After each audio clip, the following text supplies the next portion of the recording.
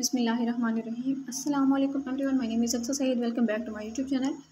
हाँ जी, तो फ्रेंड्स, आज की इस वीडियो में हम डिस्कस करने जा रहे हैं द केयर टेकर। एक प्ले है जो कि लिखा है हैरोल्ड पिंटर ने। तो सबसे पहले हम डिस्कस करेंगे हैरोल्ड पिंटर की बायोग्राफी, उसके बाद हम इंट्रोडक्शन डिस्कस करेंगे केयर टेकर का, और फिर इसके हम कैरेक्टर, समरी, की फैक्ट्स सब कुछ इसमें देखेंगे। लेकिन इसके अलावा जो है ये जो प्ले है, ये जो ड्रामा है, ये बेसिकली बहुत इंपॉर्टेंट है, ख़ास तौर पे उन लोगों के लिए जो लोग अब एफपीएससी लेक्चर की प्रिपरेशन कर रहे हैं या फिर जो पीपीएससी की लेक्चर की प्रिपरेशन कर रहे हैं, उन लोगों के लिए बहुत इंपॉर्टेंट है ये वीडियो। और एमए के लिए, एमए के ड्रामा के पार्ट में जिन लोगों का ये प्ले शामिल है उनके लिए भी बहुत इंपॉर्टेंट है। सो मैंने एफपीएससी के लिए एक पूरी प्लेलिस्ट बनाई हुई है जिस पे मैंने सारे ड्रामास वगैरह अपलोड किए हुए हैं, और जो रह गए इंशाल्लाह वो भी जल्द आपको मिल जाएंगे। तो उसका लिंक जो है मैं डिस्क्रिप्शन में दे दूँगी। तो वीडियो स्टार्ट करने से पहले मेरी आप सबसे रिक्वेस्ट है कि काइंडली जो लोग चैनल पर न्यू हैं वीडियो को लाइक करें, चैनल को सब्सक्राइब करें और शेयर करें। और आज की जो वीडियो है बहुत इंपॉर्टेंट है और बहुत ही इंटरेस्टिंग है। काइंडली शुरू से लेकर एंड तक ज़रूर देखिएगा, स्किप नहीं करना, अदरवाइज़ आपको स्टोरी समझ नहीं आएगी।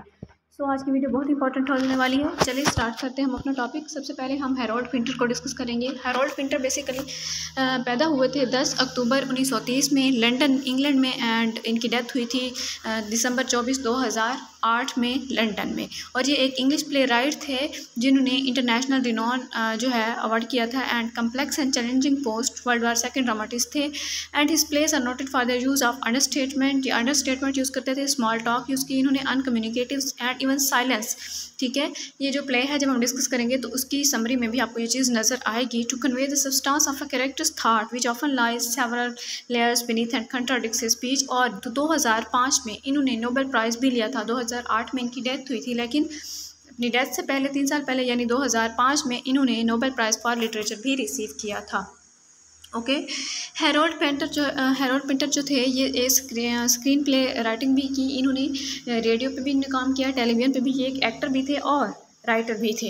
And Harold Pinter began to write for the stage after 1956। Stage के लिए इन्होंने कब लिखना स्टार्ट किया? आफ्टर 1956। सबसे पहला इन्होंने जो लिखा the room, first produce 1957, and the dumb waiter, first produce 1959। His first 2 plays are 1 act drama. ये दोनों 1 एक्ट ड्रामा थे that establish the mood of comic menace that was to fight largely in his later works. Okay, after this हमारे पास है the birthday party. The birthday party 1958 में, and his first full lengthy play puzzled the London audiences and lasted only a week. Okay, but later it was televised and revived successfully on the stage. The caretaker जो है ये कब लिखा गया था? ये PPSC और एफपीएससी में सवाल पूछा जाएगा आपसे। केयरटेकर जो है 1960 में लिखा गया, and he second full length play. ये सेकंड फुल लेंथ प्ले था और ये 3 एक्ट प्ले है। Established him as more than just another practitioner of the then popular theatre of the absurd, and his reputation was secured. Okay, अगर हम homecoming की बात करें तो first produce 1965 had establish him as the originator of a unique dramatic idiom. His other major plays include Landscape था, Silence था, Night, Old Times, No Man's Land, Betrayal, moonlight and celebration. ये बाकी इसके other pledge हैं। और जो है बाकी अगर हम इसके अचीवमेंट्स की बात करें तो ही अचीव्ड मैनी प्रेस्टिजियस अवार्ड्स। इनने बहुत सारे प्रेस्टिजियस अवार्ड्स जो है हासिल किए। हिज नोटेबल वर्ड्स अवार्ड्स जो हैं वो ये हैं। पिंटर जो है ये एक पोइट भी थे, और जैसा कि मैंने पहले बताया स्क्रीन प्ले भी थे, राइटर भी थे, एक्टर भी रहे ये। And Nobel prize in literature इन्होंने लिया था 2005 में। कंपेनियन ऑफ ऑनर जो है इन्हें 2002 में मिला था। लीजन डी ऑनर जो है 2007 में इन्होंने लिया। डेविड कोहन प्राइज़ इन्होंने 1995 में लिया, एंड लॉरेंस ओलिवियर अवार्ड इन्होंने 1996 में लिया था। ओके, और दूसरी बात, बहुत ही मेन और इम्पॉर्टेंट बात मैं आपको बता दूं कि हैरोल्ड पिंटर को एक और पर्सनालिटी के साथ एसोसिएट किया जाता है जिसका नाम है सैमुअल बेकेट। सैमुअल बेकेट क्योंकि बहुत ज़्यादा फेमस थे थिएटर ऑफ एब्सर्ड की वजह से, और ये जो हैरोल्ड पिंटर थे ये भी बहुत ज़्यादा फेमस थे थिएटर ऑफ एब्सर्ड की वजह से, क्योंकि इन्होंने भी अपने ड्रामास के अंदर थिएटर ऑफ एब्सर्ड को यूज़ किया। थिएटर ऑफ एब्सर्ड मैंने आपको पहले ही बताया था, ये एक मूवमेंट थी ड्रामा के अंदर जिससे सेवरल राइट्स ने इस पर काम किया 1950s और 1960s में, क्योंकि ये ड्रामा भी 1950s में लिखा गया। और थिएटर ऑफ एब्सर्ड जो है मैंने इनके जो दूसरा सैमुअल बेकेट का वेटिंग फॉर गोडो जो मैं अपलोड करूँगी उसमें इसके बायोग्राफी मैंने डिटेल के साथ डिस्कस की हुई है। ठीक है, और थिएटर ऑफ एब्सर्ड की जो जितनी भी डिटेल्स हैं उसकी मैंने सब कुछ दी हुई है उसमें। तो इस टर्म को बेसिकली कायम किया था एट मार्टिन एसलिन ने, ठीक है। और ये जो थे from an essay by the French writer Albert Camus, उनके ऐसे से Camus wrote in his 1942 myth of Sisyphus the human life was essentially meaningless and absurd. बस उसमें ये बताया गया था कि ये जो ह्यूमन लाइफ है वो मीनिंगलेस है, और मीनिंगलेस लाइफ से हम मीनिंग ढूंढने की कोशिश करते हैं, ठीक है। और थिएटर एब्सर्ड राइटर जो थे वो इंक्लूड होते हैं Samuel Beckett, Arthur Adamov, Edward Albee, Harold Pinter and Eugene Ionesco, ठीक है। ये सारे इसमें काउंट किए जाते हैं। तो अब हम स्टार्ट करते हैं अपने प्ले का इंट्रोडक्शन कि हमारा जो ड्रामा है द केयर टेकर ये बेसिकली है क्या और इसमें क्या कैरेक्टरिस्टिक्स हैं। द केयर टेकर बेसिकली ये 3 एक्ट प्ले है जो कि लिखा है हैरोल्ड पिंटर ने, और although it was the 6th of his major works for stage and television. This psychological study of the confluence of power, allegiance, innocence and corruption among 2 brothers and a tramp, ठीक है। यानी 2 भाइयों और एक trap के दरमियान जो corruption है ये चीज़ दिखाने की उसने कोशिश की है। एलिजेंस, इनोसेंस उसने दिखाया, कॉन्फ्लुएंस ऑफ पावर दिखाया, ठीक है। ये सब चीज़ें उसने दिखाई हैं इसमें। First great significant commercial success है ये इसकी हैरोल्ड पिंटर की, and first published by both Encore publishing and Eyre Methuen in 1960। The caretaker remains one of Pinter's most celebrated and of performed plays, okay. ये बहुत ज़्यादा इसे perform भी किया गया। कैरेक्टर्स की अगर हम बात करें तो मिक का कैरेक्टर है man in his late 20s, and Aston जो कि इसका भाई है man in his early 30s, Davies जो कि एक ट्रैम्प है और इनके फ्लैट में रहने के लिए आता है जिसे एस्टन लेके आता है, ठीक है। सेटिंग इस प्ले की अगर देखी जाए तो वो हाउस है इन वेस्ट लंदन, विंटर में विंटर मौसम जो है वो वेदर जो है वो विंटर है, एंड जॉनरा जो है ट्रेजर कॉमेडी है in form of the theatre of the absurd, okay.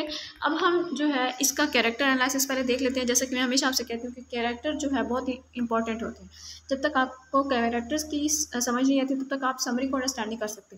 तो एस्टन जो है ओल्डर ब्रदर है मिक का, ठीक है, माइक का, एंड एस्टन अपीयर्स शाय, एक शाय है, रिजर्व्ड है एंड स्लो है, क्योंकि इसे ये जो है पहले बीमार हो गया था तो उसकी मदर ने जो इसका ट्रीटमेंट कराया था और इसे इलेक्ट्रिक शॉक्स दिए गए थे जिसकी वजह से इसका माइंड जो है वो थोड़ा स्लो हो गया, ठीक है। तो अब वो चाहता है कि उसे कोई ऐसा बंदा मिले जो इसके दिमाग को एक्टिव कर दे, ठीक है।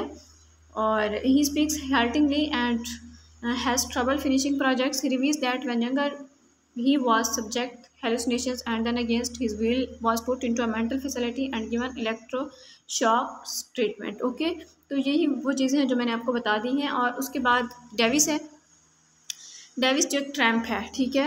और ये इसकी पहले लड़ाई होती है जो कैफ़े में जहाँ पे ये जॉब करता है, और वहाँ से इसे एस्टन लेकर आता है अपने घर यानी अपने फ्लैट में अपने भाई के साथ, और फिर इसे कहते हैं कि सीट का ये कहता है मैं जाऊँगा अपनी आइडेंटिटी के पेपर्स लेकर आऊँगा, लेकिन ये जाता नहीं है और एट द एंड इसे फोर्स करते हैं वो कि ये उनके रूम से बाहर चला जाए। और माइक का कैरेक्टर जो है वो एस्टन का भाई है, यंगर ब्रदर है एस्टन का, एंड माइक जो है मिस्टीरियस और कम्प्लेक्स है।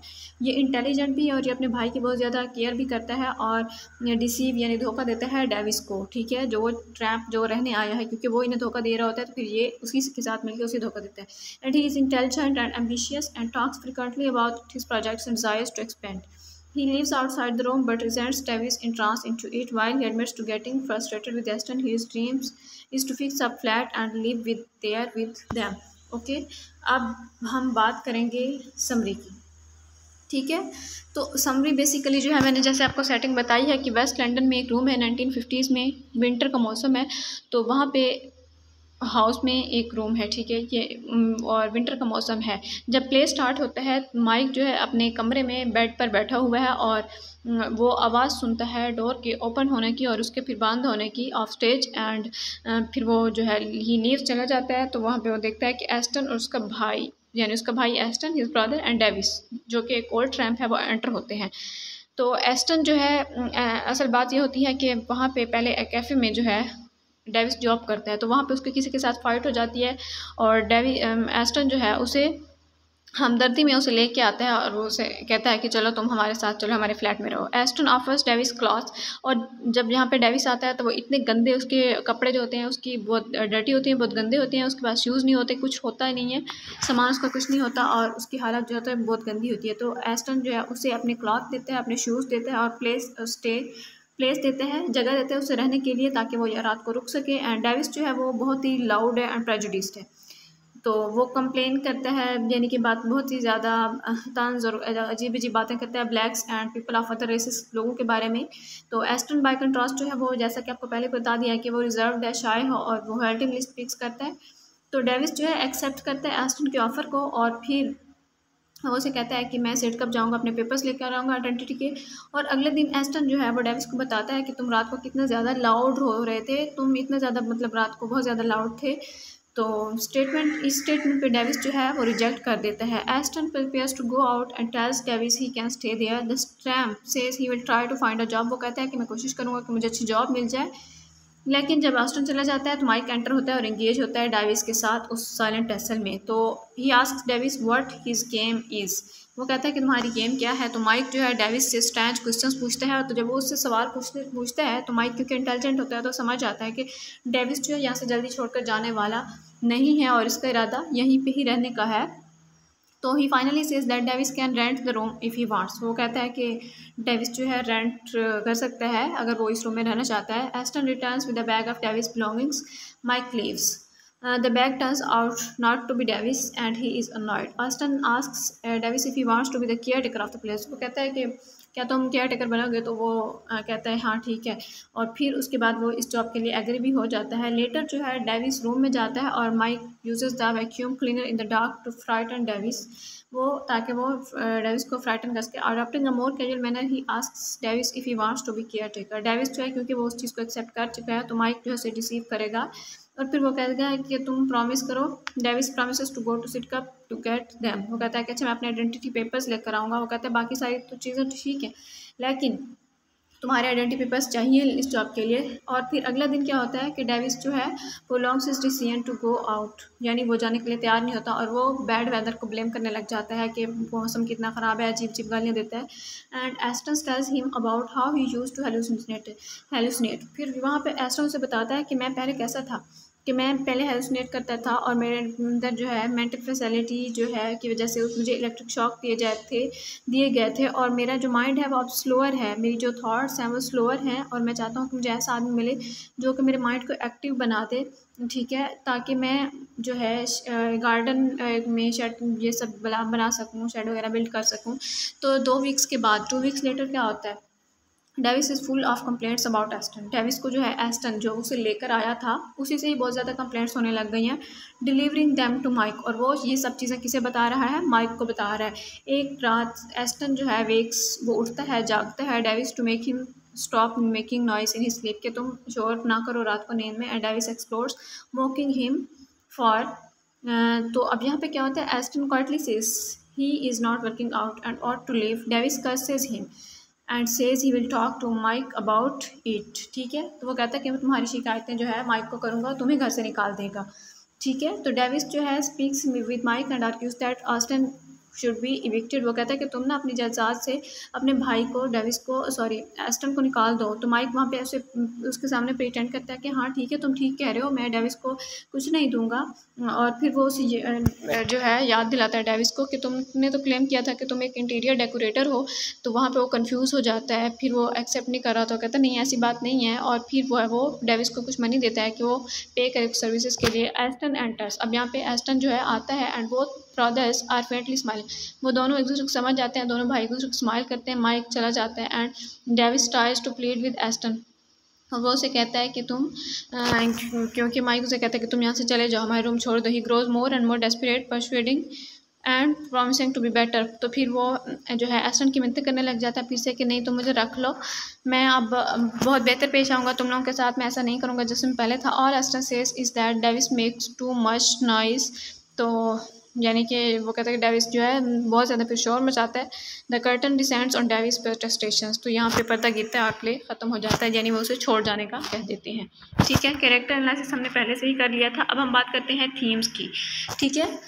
यानी केयर टेकर की कोई जॉब भी मिली नहीं और उसने उल्टा ही जिन लोगों ने वफादारी की उन्हीं के साथ ही वो बुरा पेश आ रहा था, यानी मेरी ही बिल्ली मुझे म्याऊं, वही वाली सिचुएशन थी, ओके। तो आइसोलेशन का थीम दिखाया गया, जैसा कि माइक को जो है तन्हा रहने की आदत थी। वो भाई एक दूसरे के साथ बेशक बात करते थे लेकिन वो एक दूसरे की केयर बहुत करते थे। ठीक है, माइक जो है एस्टन की बहुत केयर करता है। तो इसमें आइसोलेशन का थीम दिखाया गया, कम्युनिकेशन फ्रैक्चर्ड और इम्पॉसिबल थी, मिसअंडरस्टैंड करते थे एक दूसरे को and remain in their private personal words. सभी मतलब अपनी अपनी पर्सनल वर्ड में रहना चाहते थे, एस्टन चाहे वो मीक हो या डेविस हो। तो इन तीनों कैरेक्टर्स के बारे में ये सब दिखाया गया। रेस एंड नेशनल ओरिजिन दिखाया गया कि Winter's characters live in a time and place when race and national origin matter, जहाँ पे रेस और यानी नस्ल और नेशनल आइडेंटिटी जो है वो मैटर करती थी after world war second and the end of the imperial age. Borders became porous and citizens of Southeast Asia, India and Africa made their way to European countries to settle। तो यहाँ पे इन तीनों characters के बारे में ये सब दिखाया गया। आइडेंटिटीज़ मैटर करती थी क्योंकि 1950s का टाइम था after world war second. And communication के बारे में अगर बात की जाए तो ये जो कैरेक्टर्स थे स्पीक स्लोली और not at all are in Davies case are full of sound, जबकि कुछ डेविस का जो कैरेक्टर था वो full of sound and free था। ठीक है, ये सब उसमें दिखाया गया और कम्युनिकेशन के ये सारे एस्पेक्ट्स इसमें शो किए गए। एब्सर्डिटी से भी इसे मोस्टली किया गया बिकॉज केयर टेकर जो takes place in world characters by absurdity, theatre of absurd से भी ये बिलोंग करता है। लाइफ हैज़ नो मीनिंग, ये जो प्ले था ये ट्रेजिक कॉमेडी था। और meta narrative it is fragmented, chaotic, confusing and hostile. और एक और बात भी आपको बता दूँ हैरोल्ड पिंटर की MCQs में उसकी नेशनलिटी के बारे में पूछा जा सकता है। तो वो ब्रिटिश है उसकी नेशनलिटी, हैरोल्ड पिंटर की, जो कि इस प्ले का राइटर है।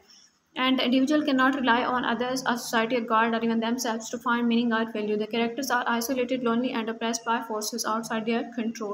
तो ये सारी चीज़ें दिखाई गई और सोशल क्लास का थीम दिखाया गया। तीनों ही जो है सोशल क्लास डिफरेंट बिलोंग करते थे। फैमिली का थीम दिखाया गया इसमें, और फैमिली जो है can also be burden as Mick understand because he has to put up with his brother's slowness and ineptitude. तो ये सारी चीज़ें दिखाई गई। आइडेंटिटी दिखाई गई कि वो किस तरह से डेविस को कहते हैं कि तुम अपने आइडेंटिटी पेपर्स हमें दिखाओ। So I hope it's clear to all of you and thanks for watching. Kindly channel को सब्सक्राइब कीजिएगा, वीडियो को लाइक कीजिएगा और एंड तक ज़रूर देखिएगा because it is very important and interesting for FPSC lectureship और PPSC lectureship point of view. And जिन लोगों का ड्रामा का पेपर है उनके लिए बहुत इंपॉर्टेंट है। सो अल्लाह हाफिज़।